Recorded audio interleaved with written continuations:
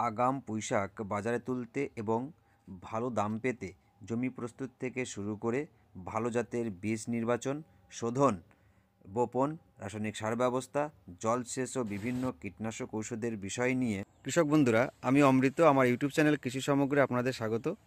আমার সঙ্গে একজন সফল চাষি আমাদের জীবনদা আছে। জীবনদা এখানে কি চাষ করছে? এখানে পুঁইয়ের চাষ করব। পুঁই? হ্যাঁ। মানে এখন যদি পুঁই চাষটা করো তাহলে কি আগাম উঠবে এই জন্য? হ্যাঁ, আগাম উঠবে। আচ্ছা, এই চাষটা কটা চাষ দিয়েছে এখানে? এটা ধরো প্রথমে একটা চাষ দিয়েছি।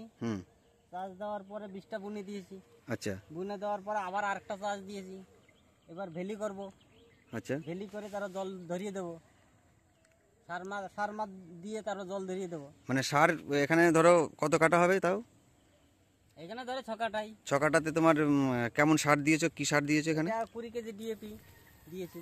20 কেজি ডিএপি। আর অন্য কোনো সার? অন্য কোনো সার এখন লাগবে না, পরে লাগবে। পরে? পরে। আচ্ছা, মানে এখন বীজ ছিটানো হয়ে গেছে, হ্যাঁ। ভেলিটা করবে, দিয়ে জল ধরিয়ে দেবে, মানে সারটা দিয়ে জল ধরিয়ে দেবে আর কি।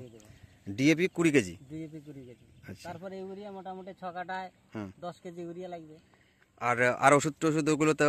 ওষুধ, হ্যাঁ, ওষুধ তো দিতেই হবে। ওষুধ না দিলে তো পাতা ফুটো ফুটো করে ফেলবে। আচ্ছা, ওটার জন্য কি কোনো ওষুধ ব্যবহার করো সেটা তোমার জানা আছে? এই মুহূর্তে মনে আছে? হ্যাঁ। কি ওষুধ দাও তুমি? দশার জন্য দিতে হবে পিন দিতে হবে। দশার জন্য পিন? দশার জন্য পিন। আর আর ওই পোকার জন্য ইমেজ দিতে হবে। ইমেজ? হ্যাঁ।